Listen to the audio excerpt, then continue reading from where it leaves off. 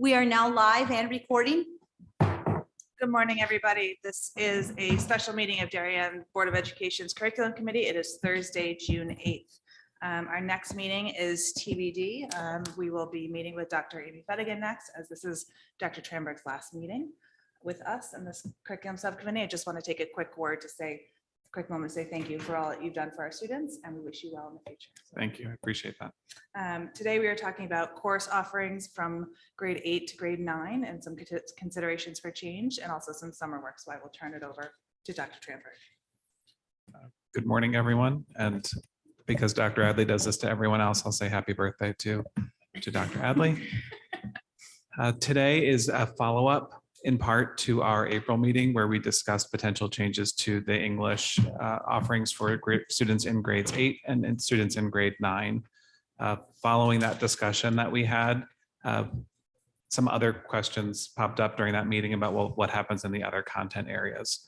So we're back to discuss what it looks like, grade 8 and grade 9, and what potential changes we might expect to see through our regular process in the fall.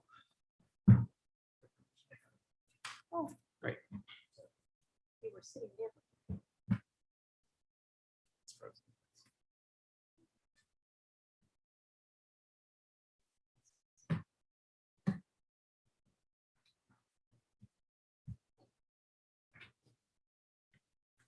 Can we put it up there?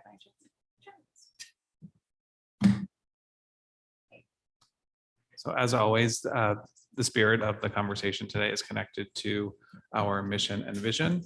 And this is a high-level overview of the approval cycle that we go through. About 2 budget cycles back, we moved this cycle up a bit so we can make sure that course proposals and discussions happen prior to engaging in the budget cycle. In the past, if you recall, the budget would be about set and then new proposals would come for new courses, and that is no longer the case. So this ends with proposals are shared with the Board of Ed for approval. So anything you hear today requires further discussion with the administration, the curriculum council at the high school, but this is the direction we're thinking, just so you have a high level look of where we're heading next year. And with that, I'll turn it over to Francis to start. Before you start, can you just remind us who's on the curriculum council? Who makes up that committee? The curriculum committee are the 5 department chairs you see here. So it's Francis Janasco for English, Christian Dockham for science, Keith Keeler for social studies, Christina Maurizio for world language, Felicia Bellows for math, Julie Droller for elementary education. Currently, it's our director of instructional technology, Joan McGettigan, and I might be missing Colleen Thompson, director of music. Thank you. So that is the group. I'm sorry, was your question about the curriculum council at Yeah, the like high who- school or the curriculum committee for the district? The curriculum council, who looks at these? That's a different curriculum Okay. group because we like to have as many curriculum groups as possible, right? So the curriculum council at the high school is made up of a teacher representative from every department. That's right. Okay, thank you. And now, Mr. Janasco. Okay, thank you. It's great to be here this morning. And as you know, I addressed these proposed changes in the April meeting. But I'm not going to go as comprehensively as I did then, but I'm going to hit the major points because we have new people. I want to make sure everyone understands where we're coming from. So if we look first at what we currently offer in grade 8, we have 2 courses, English 8 and English 8 Advanced. And our recommendation is to eliminate the English 8 Advanced course and just offer English 8 to all students. And the reason for that is if we go back in time, starting in 2012, we began to work with Teachers College Reading and Writing Project, and we began to base a lot of our units on their work. And then over time, we began to develop more and more units so that at this point at the middle school, most of the units that we offer grades 6 through 8 are derived from the project's work. What's notable about that work is there is differentiated instruction built into the units so that we can challenge our students within a given classroom and meet the needs of all students there. So it sort of eliminates the need for an advanced course right there. So because of that, over time, the curriculum for both courses began to take on the same shape. So as of today, they're very close to being identical for both of those courses. At the same time, we introduced a waiver system at the middle school, as allowing parents to override our placement decisions for English 8 Advanced. So more and more parents have been using that. And at this point, over the past 6 years, we have on average 55 students that are waived into English 8 Advanced every year, which is about 3 sections worth of the course, to put that in perspective. So this has led to a very either or situation at the middle school for ELA and grade 8. Currently, we're running 8 sections of English 8 Advanced. We're running 2 sections of English 8 and another 8 sections of English 8 co-taught. And keep in mind, once again, same teachers, same curriculum for those courses. We are at the point where we do not see the benefit of continuing to sort students in grade 8 ELA. I believe all students will flourish if we eliminate that designation, and I have data that I believe supports that. Keep in mind that our principal, all of our teachers in English at the middle school, not just our English 8 teachers, support this proposed change. By continuing this practice at the middle school, I believe we are maintaining an unnecessary disparity for who is represented in that advanced class. Right now, we are the only school in Durg A that offers an advanced class in English at the middle school. So to me, there is no compelling reason to continue with this practice at the middle school. If we shift gears and look at 9th grade, you can see that we currently offer English 9 and English 9 Accelerated. And you can see that the proposal or our recommendation is to change the designation of the English 9 Accelerated class to an honors level class. So I think it's important to note a little bit about the accelerated designation itself. That goes back all the way, in English at least, to 1996, and it was done in response to a NEASC report that advised us to have different experiences for 9th grade students at the high school. So I'm not sure exactly how it was decided at the time, but English was the recipient of an accelerated designation. And I'm sure that it met the needs of the students at that time. But as we know, our community and our schools have changed a lot over the past 27 years.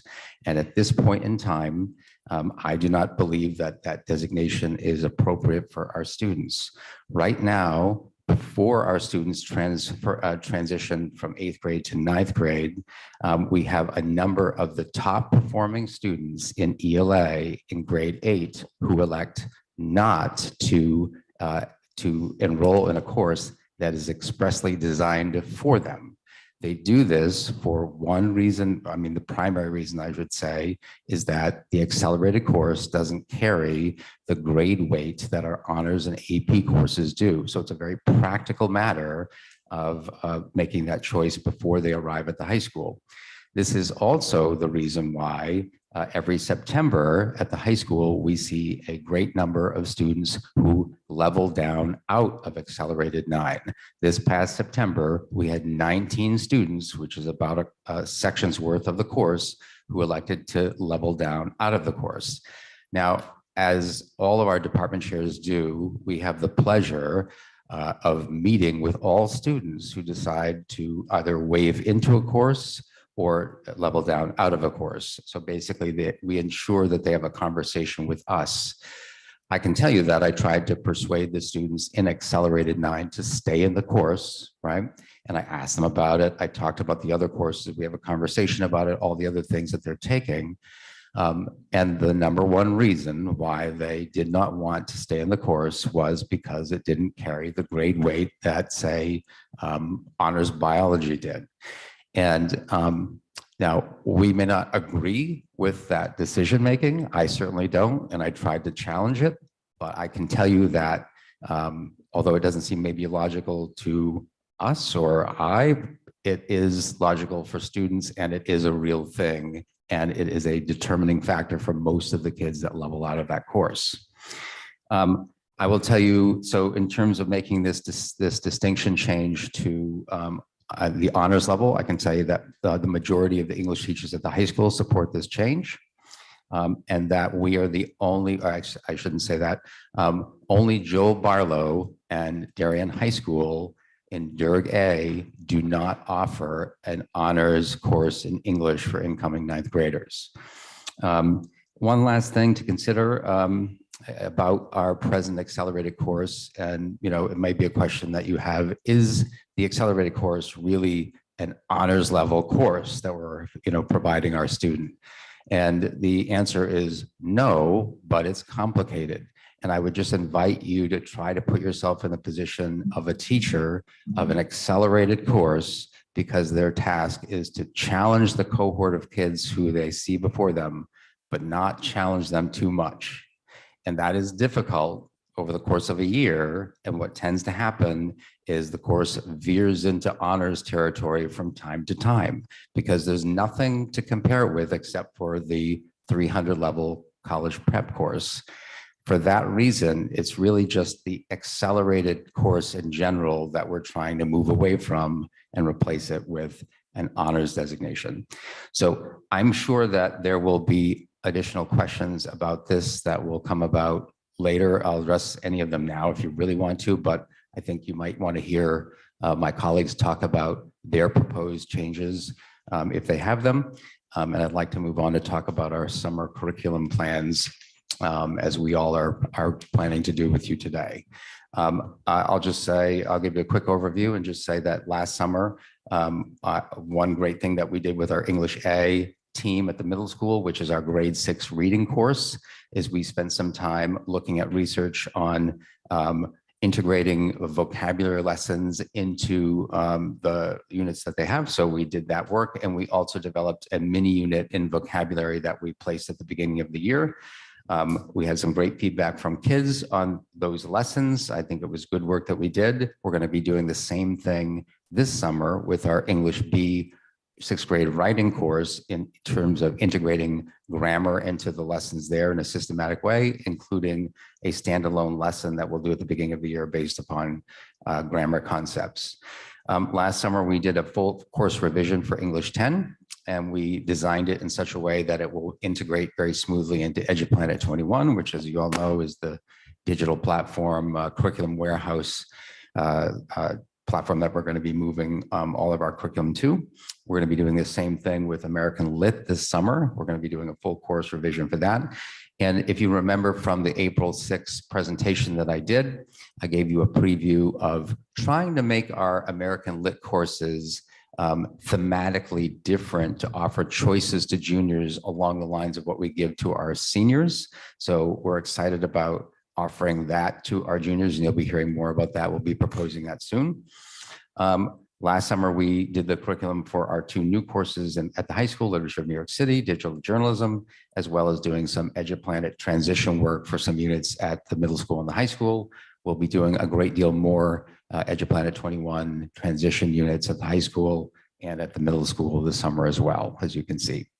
I'd be willing to take any questions that you have about any of those plans, but maybe that should come at the end of this presentation as well. How do you think best to do it? Do you want to do it by subject, or do you want to do it? At the Might be a end? lot to wait till the end. Yeah, we can do it. Sure. both. Yeah, that that's might fine. be easier. Yep.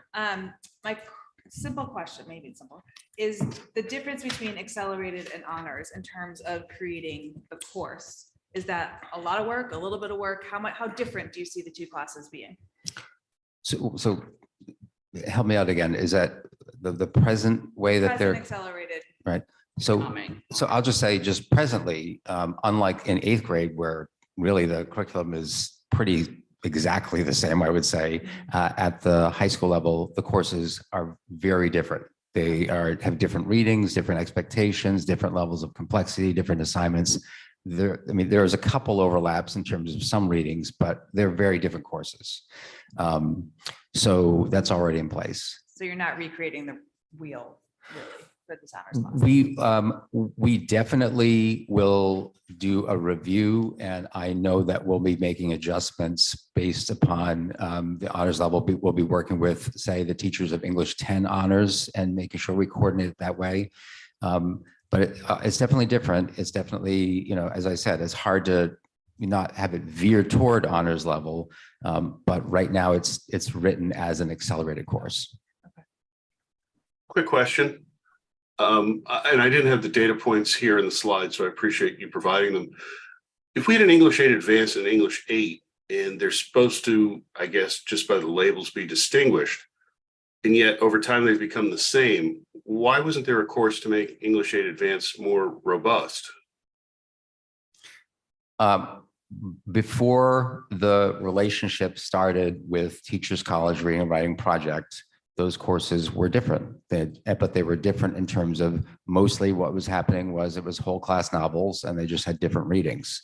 And as I said, the philosophy, and I'll just say that this process began before I came into this role, and it was, a large part of it was in place when I entered into the scene here. But because the nature of the TC units that our units are based upon allow the challenge within a classroom, that its decision was made that why would we create an advanced classroom when we already are offering advanced challenges to the students within a given classroom based on these units. So I appreciate that things happened before you got here, and that's fine. That's how things happen and bureaucratically. I understand that. But the argument that's been presented here really argues against both Teachers College and argues against your role. If you can't actually develop curriculum that meets the goals of being advanced, and you're just going to take something off the shelf, and that off the shelf doesn't really promote having differentiation, as Chris presented recently that we're looking to have in the math department, it's not a strong argument for having curriculum chairs, and certainly not a strong argument for using Teachers College much. So Well, correct me if I'm wrong. I appreciate think this. the purpose of Teachers College is to have the ability to differentiate within the classroom. I think that's one of the strengths of the Teachers College Middle School. But I'm just told there is no differentiation. So You can differentiate within the unit. Within the same. Within the curriculum. same curriculum, you differentiate. So for example, we have a great number of book club units in grade 8. And so when we have that, right, so the teacher is using a mentor text to highlight certain elements of a given genre, or just say dystopian literature, which is one of the units we have in grade 8. But for the book club units, or for the book clubs themselves, we have books of different complexity, and we have different sort of expectations that different book clubs have. So within that unit, you can see that a teacher can challenge the top kids in the class with a given text and the different kind of questioning that they ask and the assignment that they give to that particular book club. And you don't really necessarily have to have a standalone class to do that. So, we can argue philosophically about that, but I would say that there is an argument for that. And I'll just say that, this is something that our teachers and the principals support, this proposal that I'm making at the middle school. This is not something that is, coming out of nowhere. So I appreciate it's coming out of nowhere. I just, there seems to be a trend from, taking away honors program in 9th grade, and just really, unfortunately, I hate to see chances where we're taking away opportunities for high performers to be in a high performance environment. And this just seems like another example of that. So it's concerning, but thank you for the presentation. We're talking about adding an honors program for the 9th grade. There isn't one presently. There's an accelerated program, which is not an honors designated course. So the proposal is to add honors. I'm not sure if there was miscommunication there. No, I was listening. Thank you for that. if I can, and I'll just add one last thing, for food for thought, and I know this doesn't hold for all of the different departments and disciplines at the middle school, but I would just say philosophically in Durgay, we have seen our comparison schools move away from advanced courses in English at the middle school. And, I think there's a variety of reasons for that. I think that for me anyway, I see the 9th grade year as a chance for students to sort of reinvent themselves in English and have a sort of a clean slate. And so, for me anyway, I don't see the compelling reason to start that process in 8th grade, but different schools do things in different ways. In this case, we're the school that's different in Durgay. Yeah, sorry. Thank you. I just wanted to add, it kind of nitpicky, so forgive me, but I agree, I believe and agree that the vast majority of students who level down or opt out of the accelerated English class are doing it because it doesn't have the weight of an honors or an AP class grade wise. But I don't think you can divorce that from the point that it does also carry additional and harder work and not the weight. So Oh, of I course. just have to acknowledge that. Yes. Of course it does, right? And it's meant to, right? Right. The accelerated designation is meant to make an additional level of challenge. It's just, how do you walk that fine line between enough challenge, but not honors level challenge, which is the teacher's task. Thank you. Good with English? Yes. All right, we'll move on to Mr. Keeler, please. Okay, good Tara, morning. Tara had to jump. She had to just. She's not. Tara had to. But Good she morning. said she was fine with the changes. Good morning. So I'm obviously going to be talking about the social studies experience. Is your mic on? Yes. Yeah, it is. Okay, a little closer, sorry. So in our current eighth grade, I'm not proposing any changes to our current eighth grade structure. It will still be an American history course that will still exist. There's no change that we're looking at there. The change we're really looking at is in the ninth grade experience. And obviously we know that the ninth grade class is Western civilization. It has a reputation of being a very challenging course. And it's challenging because it is such an important class. It gives a lot of shape to the work that we do at the high school. It lays a content foundation as well as a skill foundation that's built upon in 10th, 11th, and 12th grades. It's something that this course is something that we've been talking about for a long time though. One of the earlier social studies updates that I gave to the board I believe it was in 2019, I talked about why the class was very challenging, what we were doing with the class. And in that, I had mentioned one of the considerations we were undertaking was whether adding an honors Western Civ class to our ninth grade offerings was appropriate. In the time between that point and now, we have, as a department, done a lot of professional development around developing essential reading skills, examining our writing practices, the way we approach it with students. We have also become more vertically aligned, so we understand much more clearly what happens at each of the grades before and after our courses. And we've also worked a lot on our questioning and ensuring that we're asking students big, important, essential questions and compelling questions that are engaging to them so they can get into the material. So we've worked a lot with this class.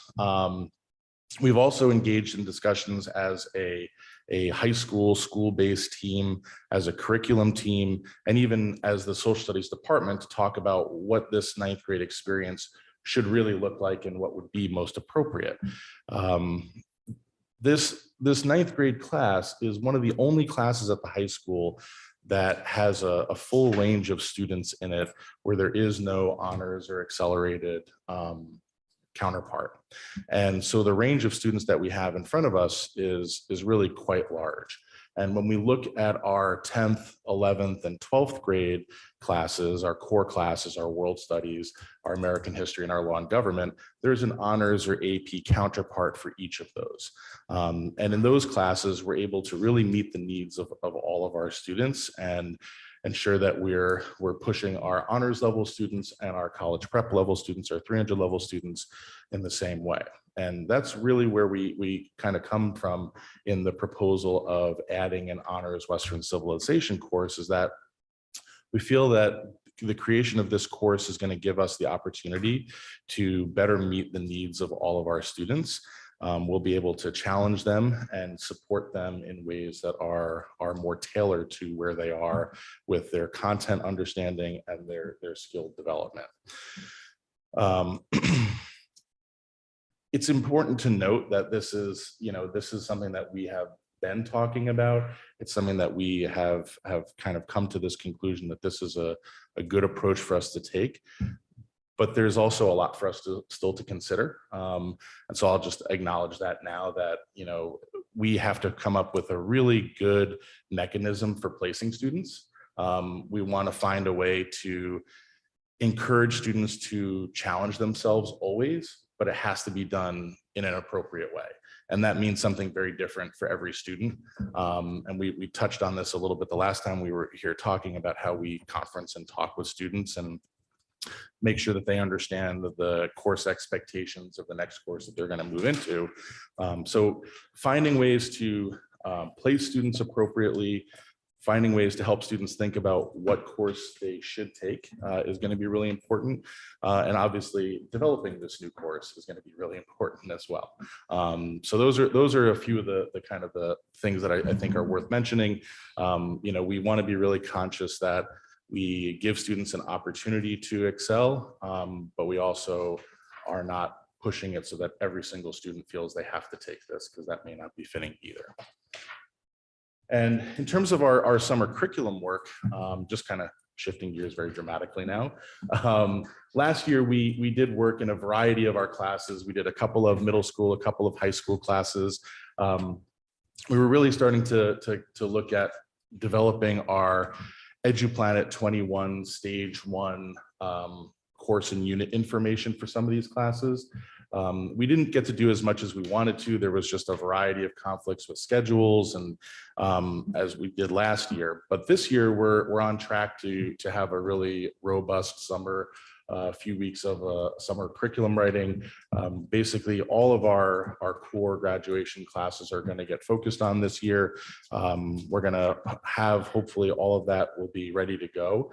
In terms of we're going to try to get our stage 1 done for most of or all of the units, if that's possible. And we're excited to be diving into it. Thank you. The honors Western Civ class, when do you anticipate that? How many years will it take before this potentially happens? It's possible. I am going to be putting forward the proposal in this batch of proposals that would come in the fall. But I am putting forward a proposal that is good for our department, and I think good for students who take social studies classes. But I think there's a lot of considerations that we have to make as a school. So while I'm putting forward that proposal, I'm acknowledging that it could be that we would need maybe 2 years for the phase-in of this course, because we are making other changes, and I think we want to make sure that we're doing what's right for students. We have a lot of teachers who are really excited about the idea of this. So if part of that is can we get this course developed, we absolutely could, and we'd be ready to do that. So hypothetically, I know you haven't really started this work yet, but do you anticipate the 300 level course changing and becoming maybe less challenging, might not be the word, but less? So I think this is something that we want the course to continue to lay that important foundation of content and skills. However, you are taking a population of students in each course, in each class rather, that are already more capable and ready to be pushed in a different way out. So I would think there would be a shift to look at more skill development and it give us an opportunity to do more of that. I'd like to say that it's not going to mean that the class is going to lose anything. It just means the way that we approach it might change a little bit. Okay. If that's helpful. That makes sense. Those are my questions. Those are your questions. Mr. Brown, are you still on? I can't see you. Okay, guess you left. I just have a quick question. No, I'm still here. No questions. Okay. I just have a quick question I didn't ask Christopher before. So the 2024-25 school year, we are bringing it forward in the fall, but we might not be ready for another year beyond that. What would be the reason for that? Because I hear you saying other things. I'm just curious as to. If I'm understanding your question correctly, Dr. Adley, is that as a department, we'll be ready to put this forward next fall. Yes. To be part of the course offerings in March, to be started in the fall of 24-25. Okay. We'll be ready for that. Okay. That's the department is ready for that. The reason why it might pause is when we're making a lot of curricular changes to the 9th grade. We want to be sure that we're taking student health and wellness into consideration, and all at once may be too big of a jump. And That's helpful. I'm just going to jump. This is the last slide, and I'm going to jump ahead because that question might keep coming up. there has to be a lot of work at the building level still, because what you're going to hear as this continues is the potential for freshmen to have more access to honors level courses. And there is certainly a shared concern about the wellness of students. At the same time, we're trying to balance of the appropriate challenge of students and providing rigorous courses for the students who can engage in those courses. So with all of this, many changes at once might be, if there is a problem with all of the changes, it might be helpful to phase things in so we can see what the appropriate, where some of the triggers are, where this is where it's too much for a student. Chris, I'm sorry, could you explain that to me? How is giving students opportunities to do more work and achieve greater goals create challenges to their health or well-being? Student stress and anxiety specifically. So if a student goes from having access to one honors course and now they're taking 5 academic honors courses, that could be a significant change. So going in one fell swoop to you can have all of these courses is something that I know the high school administration with the counseling department is going to want to think about and have some conversations, which have not happened yet. And I wonder if there's any consideration, do you see any of that from 9 to 10, where, you know, students in 9th grade only have access currently to the honors bio, when they go to 9th to 10th grade and there are more options for honors level courses? Do you see students, you know, is there a way to gradually push them into the honors instead of all at once? I'm just conjecturing. Mm-hmm. And it might not be about limiting the access, Mr. Brown. It might just be what can we provide to students and families to help them make decisions that are appropriate for their children. That's the bigger piece. So it might not be on the part of the school of limiting opportunities, but it might be making sure we're providing the best counseling and support possible so families make the choice that's best for them and their child. And again, this goes back to communication, communicating to families that even though we may offer honors classes in all 5 core academic subjects, maybe the best choice is not for your student to take all 5. And there would have Exactly. to be a- Yes, a that's all I'm saying. Yep. Yeah. And can I just add to that, maybe we need to look at, are there other ways that we can be supporting our students in their transition to high school so that perhaps you can alleviate some of the stress and anxiety from that area, which leaves more bandwidth for, you know, an increased course load or whatever, but just to look at it holistically and not class, you know, discipline by discipline, so to speak. Yeah, I mean, I guess the thing high level for me is that once you get to high school and everything sort of matters, if you will, from, you know, people looking at transcripts, and there's pressure that comes naturally with that, regardless of which class you're taking. It would seem to me, and this sort of motivated the earlier question on the distinction for English, it would seem you need to get people to be more accountable and used to higher performance and used to meeting standards more early in middle school, as opposed to when they get to high school, when it sort of counts. So this idea that we have to save them and protect them from actually doing hard work and having achievement, it seems to me the real thing that needs to happen is that needs to move down to the middle school level, as opposed to slow walking them when it's there at the high school level. So I guess just it's a high level, you know, sort of viewpoint, but it's concerning to me that we just want to sort of coddle everyone, if you will, for lack of a better word, until they're at the high school level, because I think that's going in the wrong direction. I think we need to push down and get more accountability at the middle school level, but that's just high level. I guess is probably just a conversation for another time. And I think I'm going to push back a little bit on the word, your use of the word coddle. I think that, you know, you can appropriately challenge students within heterogeneous classes. And there's research that says that that is an important way to challenge students, that having people in homogeneous classes, if they're accelerated honors, whatever, is not always the best choice developmentally in that middle school level. So. I think this is an ongoing issue that's been identified in the community as well, on both sides of this, of how do we continually try to present a curriculum and offerings to kids that don't stress everybody out also. So that's yes, it is a philosophical position on it that needs to be determined. Yeah. Okay, moving on to math. Dr. Phillips. Hi, can we go back one more slide, I think? Okay, thank you. So speaking of levels, we have many levels in math. And I'm going to start by just explaining what we have in the middle school, because unlike other disciplines in math, we have multiple levels starting in 6th grade, as you know. So in 6th grade, we have 3 levels of math. In 7th grade, we have 3 levels of math. And in 8th grade, we currently have 4. So those 4 levels in 8th grade, one is grade level and the other 3 are above grade level. So grade 8 algebra, grade 8 accelerated algebra are both 1 year above grade level. And grade 8 accelerated geometry is 2 years above grade level. As far as population goes, it's roughly 10%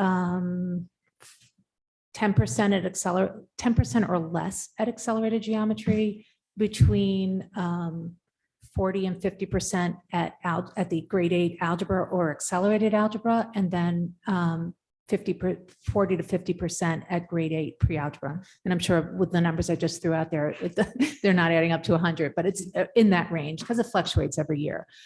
The grade 8 pre-algebra students move on to algebra 1 in 9th grade. The grade 8 algebra students, most of them move on to geometry in 9th grade. And it's important to say that geometry in 9th grade is 9th and 10th graders. Grade 8 accelerated algebra students move on to accelerated geometry. And that's all 9th grade students. There really are no 10th grade students in that class. And then the accelerated geometry students move on to Algebra 2 honors, which is a mixture of 9th and 10th grade students, but predominantly 10th grade students. Similar to Mr. Janosko's presentation, it's the feeling of the department and a proposed change to curriculum council that the accelerated geometry class become geometry honors. And for the very same reasons he expressed, the course accelerated geometry is very challenging, very rigorous. It prepares students for Algebra 2 honors in 10th grade. It's tough for students who care about their GPA to work harder and have the same, in their mind, credit for a 300 level class. And we do lose students. So every year we lose about 14 to 20 students in that class to 300 geometry. And then in our meetings, because as students drop or wave into classes, we meet with all of them, they express that they plan to move back into Algebra 2 honors the following year. That jump is more difficult because the accelerated geometry class really and truly prepares students for Algebra 2 honors. So we would prefer not to lose those students. And so the proposal from the department is to rename the course, redesignate the course to geometry honors. So that's the same as English. The next slide. So unlike most of our schools, so in Durgay too, most of the schools do offer geometry honors. Most schools offer multiple levels in Durgay for 6th, 7th, and 8th grade math. We're the only Durg that offers 4 levels. We're the only school in Durgay that offers 4 levels for 8th grade. So in the future, and it's been a conversation in the Middlesex math department, but we need to further study this. The discussion has been, and it's a little different from English, to make the 2 algebras accelerated algebra. And the reason we would call it accelerated algebra is because they are above grade level. The course content is different. The grade level class is pre-algebra, grade 8 pre-algebra. The grade 8 algebra and accelerated algebra are both advanced accelerated courses. And so to condense those two, possibly differentiate within that class and make it accelerated algebra. But that's something that we're not quite ready. We haven't studied it with parents and students and teachers. And, so that's something that next year we'll look into for the following year in terms of Middlesex. And the next slide, I know it looks like a busy slide, but the reason I put it there is those are all the courses that are offered, and especially in grades 6, 7th, and 8th, there's so many levels of courses. So as far as our EduPlanet work has gone, we have completed all units of stage 1 of study for grade 6 advanced, grade 6 accelerated pre-algebra, grade 7, and grade 7 advanced, and algebra 1. So you can tell that we kind of approach things very linearly when we look at it, curriculum. But the goal is to complete all those units for stage 1, because stage 1 is going to be the public facing document. And we currently on our website have a scope and sequence for every course, but these will be the revised, published, stage 1 for the parent facing side of it. And in the summer, we anticipate working on algebra 1, geometry, completing those, and algebra 2. So the goal is to get all the regular grade level courses out there and stage 1 out there so parents can see that part of it. And then to as we move forward, it's a 4-year plan to move into stage 2 and 3, which is more about the teacher part of the underlying design of the curriculum. So I'm happy to answer any questions. Do you have questions? That's a lot. I know. No, I don't think I do have any questions. It's just the same questions that we're talking about philosophically, looking at this from the standpoint of how much challenge, how many honors classes, et cetera. But no, beyond that, I think it makes sense. The timeline, I'm assuming, is similar to what Mr. Keeler said. We'll have to see. Your department's probably ready to move, will be ready to move forward, but we'll have to decide what For the makes sense. geometry honors, yes. Thank you.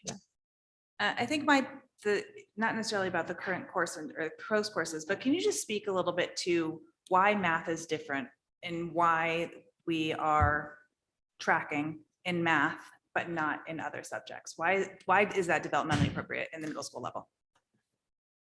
I think it's very difficult to advance students if you were just to start advancing students in the high school. So if the goal is to get to calculus, which is a goal for many people, or to AP statistics, you need to accelerate the program sooner than that. I know that with the vertical articulation and with the acceleration presentation that was made before, we've talked about, are they all of a sudden ready to make that jump from 5th to 6th grade? Or aren't they ready to make that jump sooner? And that's something that we're going to move forward with next year. But we're not alone. Every district has these levels. The only way that we differ is that we have 4 levels in grade 8. So all the districts in Durgay have 2 to 3 levels in grade 6 and 7. The nice thing about our tracking, if you would call it, is that we have flexibility. So it may require some summer work for students, but it's never a closed door for students, and students do make those jumps. So whether they're ready in 6th grade or 7th grade, or in 10th grade, where they take 2 math classes at the same time, they have that opportunity to accelerate and get to calculus if that's the goal. I just think it's important to point out that math is kind of a separate beast, Yeah. for lack of a better word, than the rest of the core academic subjects in terms of, when to question and when to challenge and how to challenge. It's also, oh, sorry. I was going to say, it's also important to distinguish between acceleration and then offering courses at an honors level, because it's easy in 6th, 7th, and 8th grade to accelerate a program a little bit because there's a lot of overlap with the Common Core from 6th grade to 7th grade and 8th grade. There's a lot of repetition. All of a sudden you get to high school and you get to algebra 1, geometry, algebra 2. There's not a lot of repetition. So it's different. So it's easier to move forward with the content. But then when you get to the honors courses, it's more conceptual, abstract, higher level. So that's the thing. Yeah, I think just tagging along with what Felicia's saying, I think that there's research out there, particularly about, just to make a generalized statement, that students who are going through algebra, particularly large number of students in 8th grade, that opens up doors and opportunities later in the high school experience and later in college life and beyond, actually, for kids. Thank you. Can I just ask a question though? If we do the algebra and accelerated algebra in 8th grade at some point, I'm assuming then that accelerated algebra would roll into the geometry honors. Mhm. Yeah. Thank you.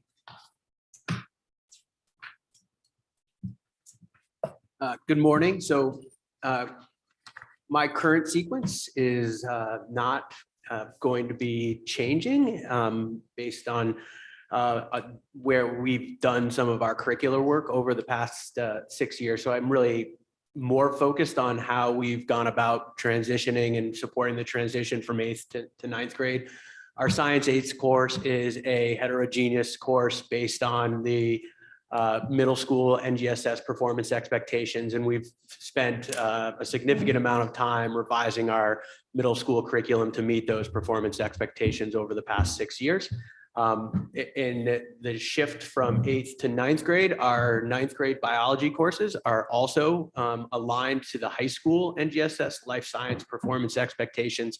So both Bio 300 and Bio 400 are based off of those life science performance expectations. So we've done a lot of work in our curriculum to align and to support that transition from 8th to 9th grade. The honors level course at the high school is where we've seen a lot of work in terms of building off the 8th grade skills at the beginning of the year. And so one of the transition supports that we've done is working with our honors bio teachers to really give them the opportunity to understand where their kids are coming in. When I first came into the district, my first year, we had over 30 kids drop from our honors level course down into our 300 level course within the first 4 weeks of the school. Last year, we had less than 5.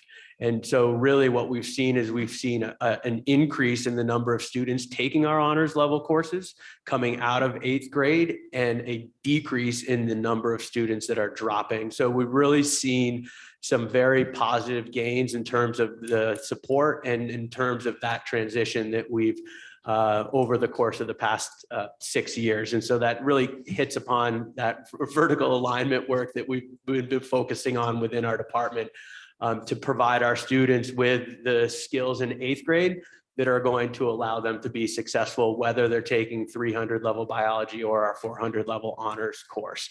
So I'm very proud of that work and certainly is something that, the results speak for themselves. As I said, we've seen an increase in about 2 sections since I came in, and we've seen a decrease in the number of students dropping of a section. So really it's a +3 section in the number of students that have been successful in our honors biology course. So we don't see as a department a need at this point to transition out of our heterogeneous science 8 or to make any changes in our bio 300 and bio honors course selection or course offerings at the high school.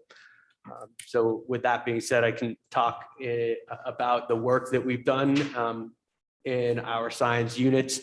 Last summer, we had a very productive summer where we finished stages 1, 2, and 3 of our units, some of our units in 6th, 7th, and 8th grade.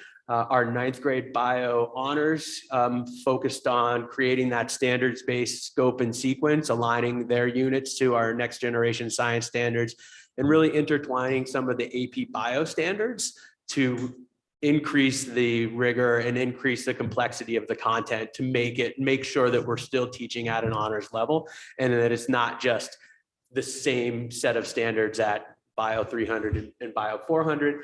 They were also able to complete the first 3 units of the year, stages 1, 2, and 3 in EduPlanet. And then we did have some EduPlanet transition work in our 9th grade bio course and a 10th grade Earth Science. So as I said, a very productive summer last year.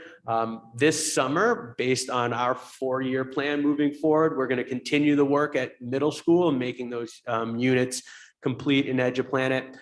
Continue some of our work at our 9th grade bio in terms of completing units, the stage 1, 2, and 3, and now focus a lot more on our upperclassmen high school or offerings. So 10th grade, 11th, and some of our electives are going to be focused on aligning those course offerings, both at the honors and 300 level, to the next generation science standards that are appropriate for that particular course offering.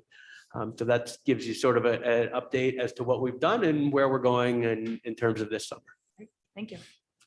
I don't have any science questions, do you? I don't have any questions. I'd just say I appreciate you hitting the point how the honors bio program has grown and strengthened as we've worked on vertical alignment and preparing those students for 9th grade honors bio. So thank you And I so think much. it's an important example maybe for other departments as we're transitioning into how to best support those kids. And I mean, it's really been the focus of our teachers in 9th grade, both at the 300 and 400 level, to ensure that they're teaching to the students that are in front of them and making sure that they're challenging those students at appropriate level.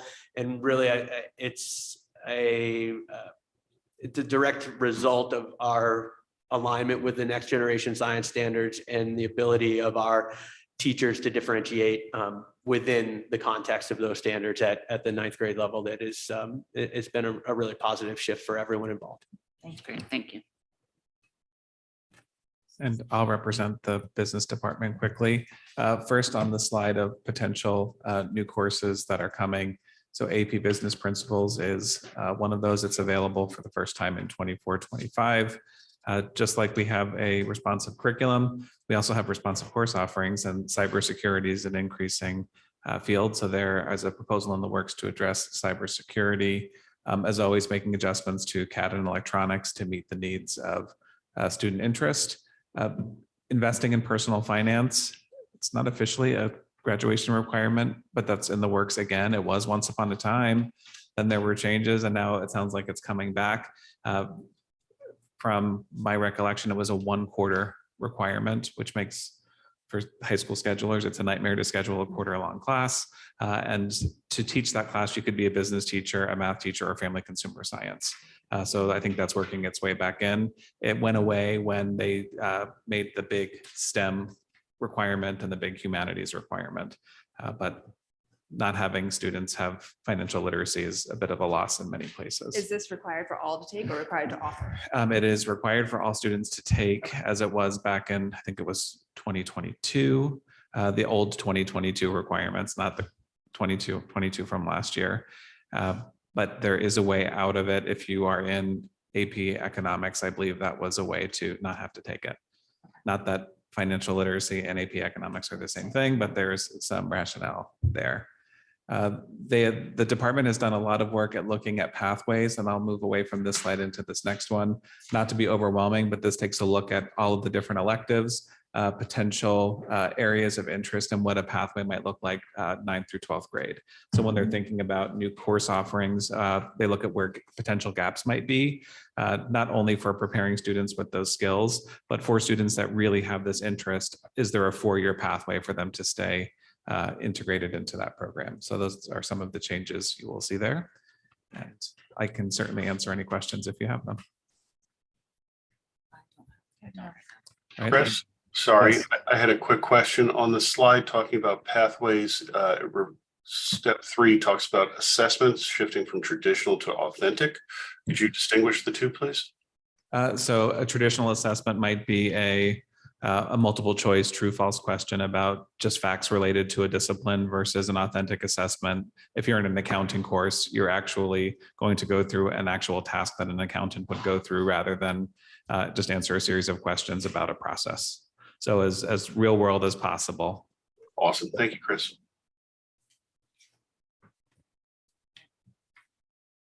So hello. My update is going to be brief because I only have one proposed change for 24-25. So we currently offer, as we know, we offer Mandarin 6. Next year, we're going to offer Mandarin 7. We offer Spanish 6, Spanish 7, and Spanish 8.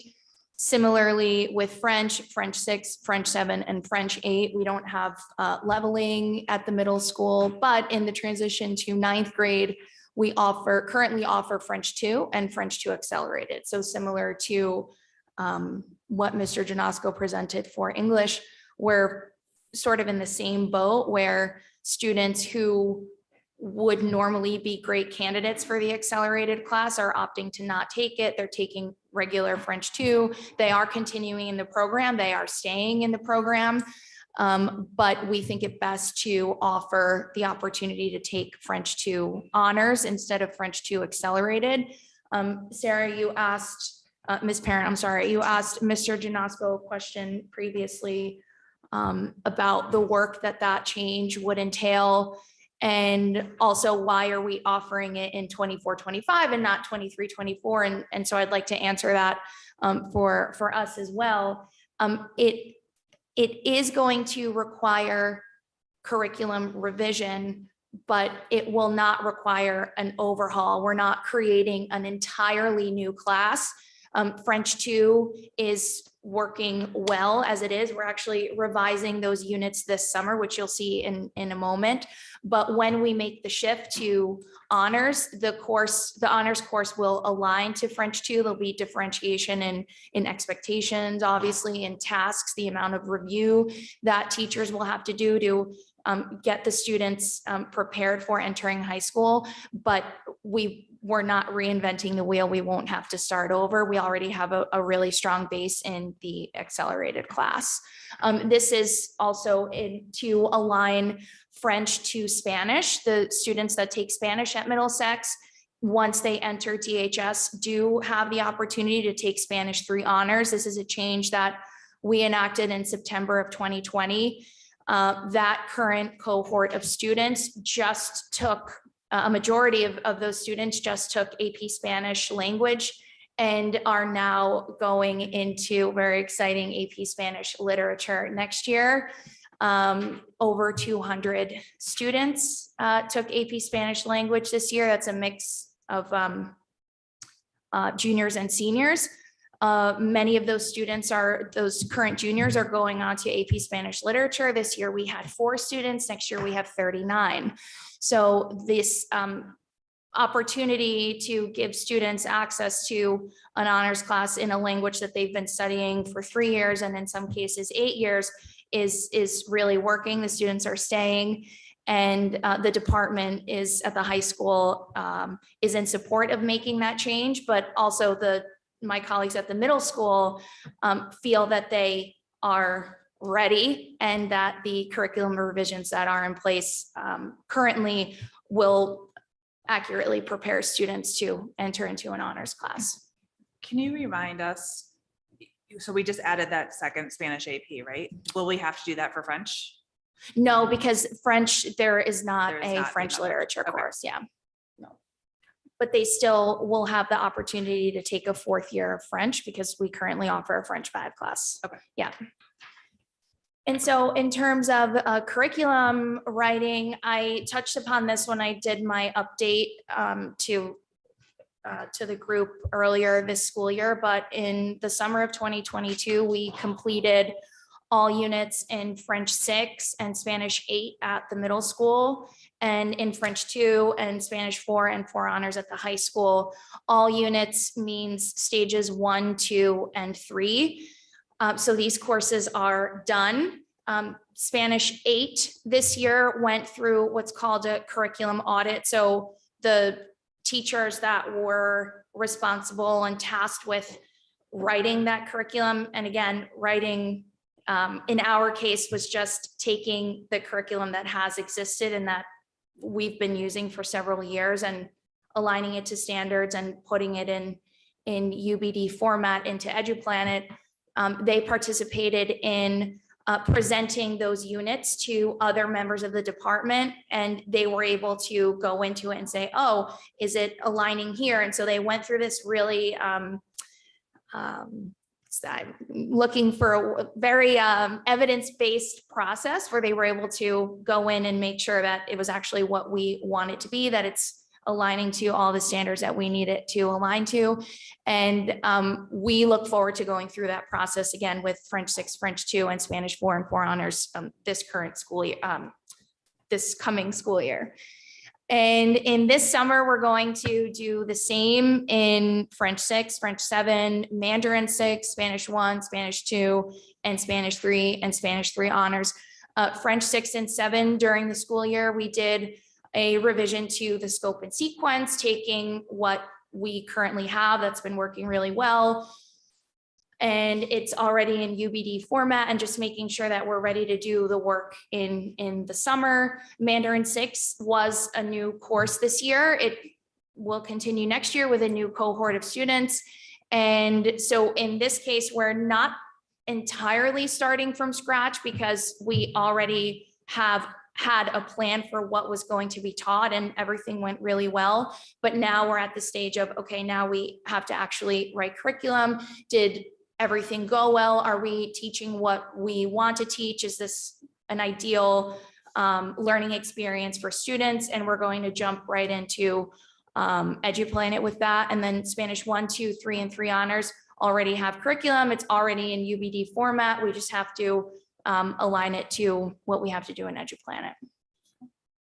Thank you. This is just a quick look, since we're on world language, of K5. This is a bonus slide. Alyssa Valente is the coordinator, and she added this just looking at what happened in summer of 2022 and moving into this summer, looking at K2 alignment, and then they're planning to complete all units in EduPlanet for grades 3, 4, and 5. Great, thank you. Busy summer ahead. Yeah, lots of good work going on.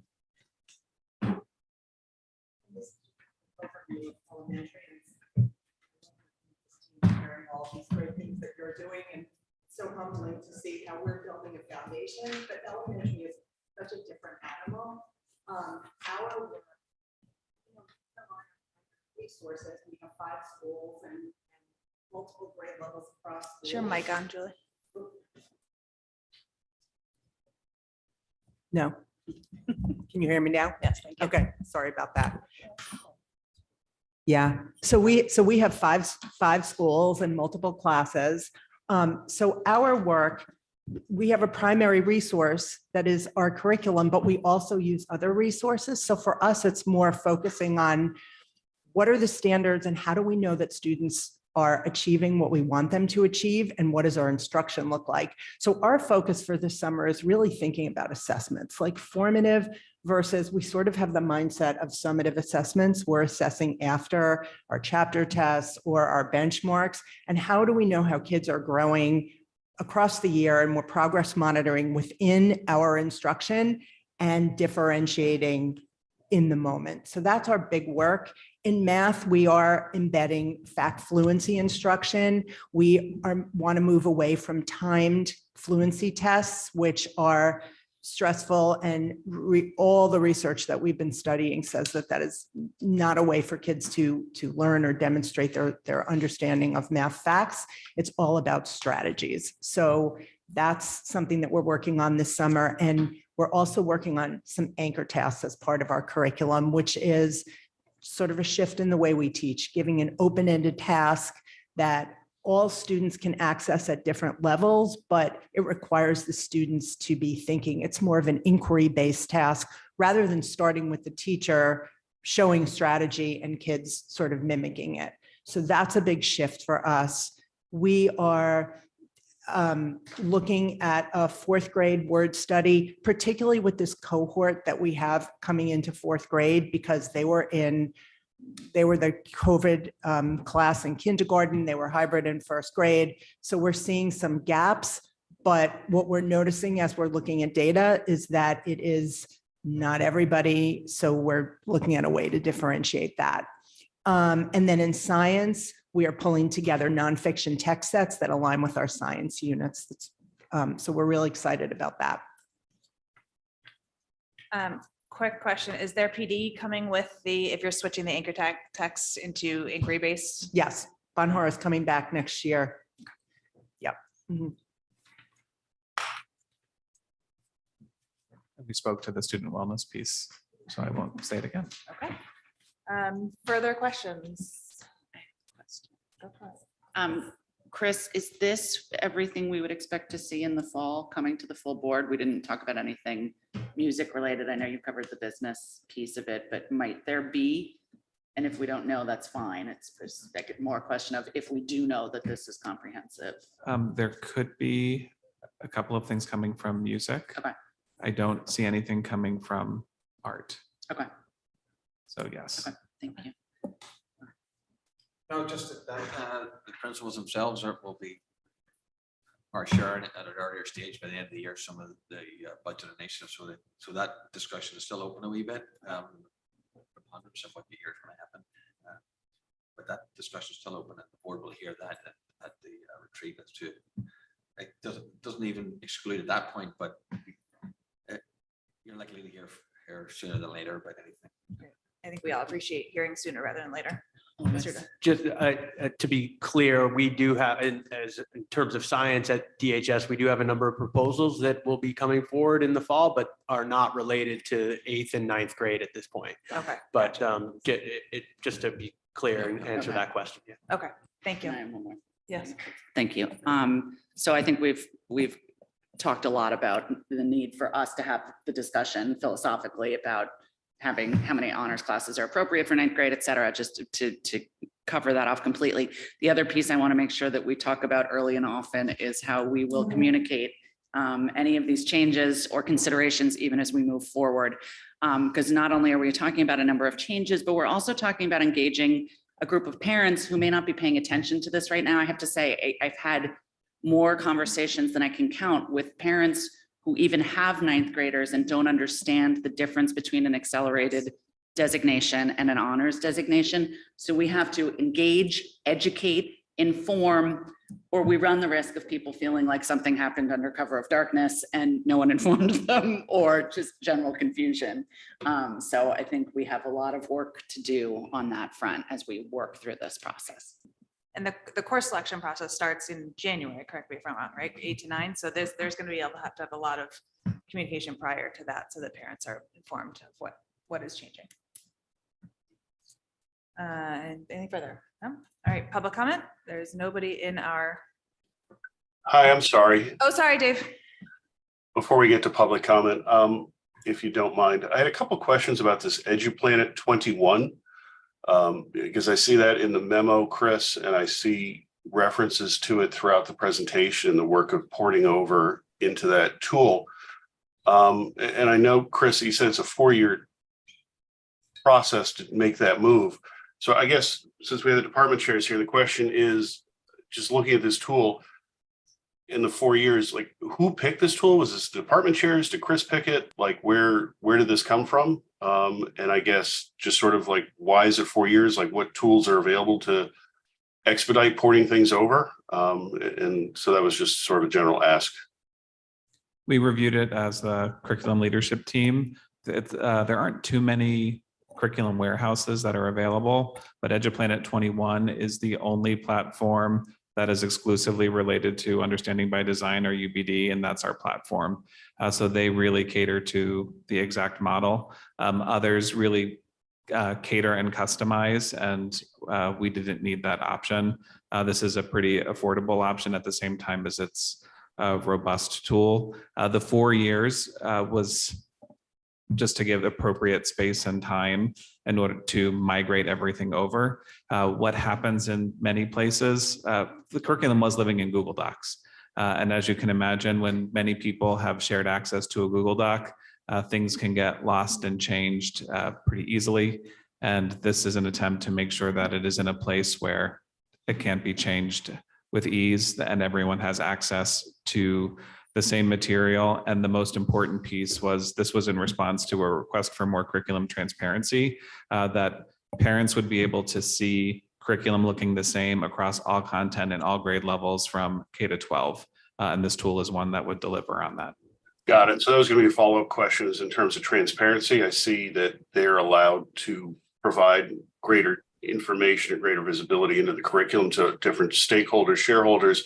Is that our plan? We're going to make the curriculum fully available to parents down the road once it's ported over? Exactly. Yes. Got it. And then the UBD platform, is that just like, where did we get that? Because I can't tell if that's a proprietary software program that's owned by EduPlanet 21, or is that a methodology, or where do we come down that that's where we want to be?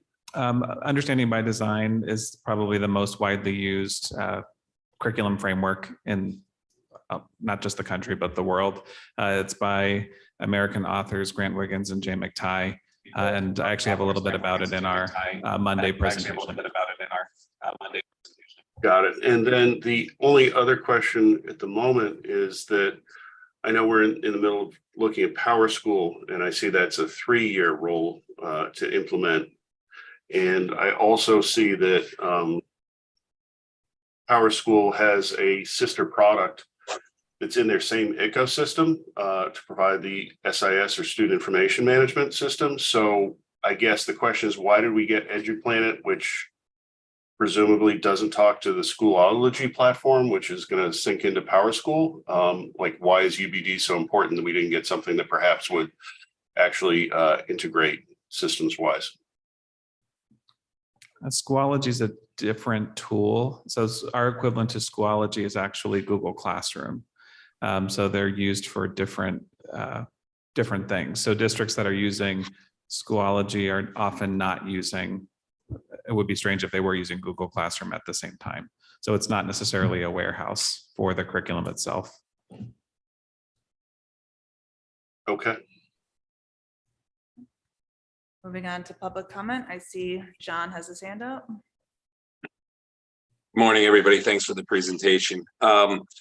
I just wanted to basically underscore something that Julie, Dave, and Chris highlighted around the student wellness aspect, mental health aspect, that it's imperative that we as a board and as a district help parents understand and guide them in terms of the appropriate schedule and class load for their kids. It's not a top-down mandate that there should be only 1 or 2 honors classes taken. I'm just using examples in certain grade levels, but and I think it's imperative that we communicate that to parents. And to Julie's point, there's no greater importance that get parents involved in understanding their children and understanding the class load and the stress and anxiety that might bring. But we're certainly not trying to limit student achievement in any way under the guise of student wellness. So look forward to talking more about that at the board level and getting it out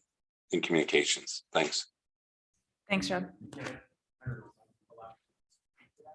We don't really respond to public comment, unfortunately. We can. I know, it's a little awkward there. I We wanted can, to We'll chime talk in. about it at the board. No, it's all good. We'll talk about it at the board table for sure. I know where to find everybody. Anyone else online? No, No. ma'am. Okay, may I have a motion to adjourn? I'll move. Okay, Julie, I will second. Bye, everybody. Have a good afternoon. Thank you. Thank you.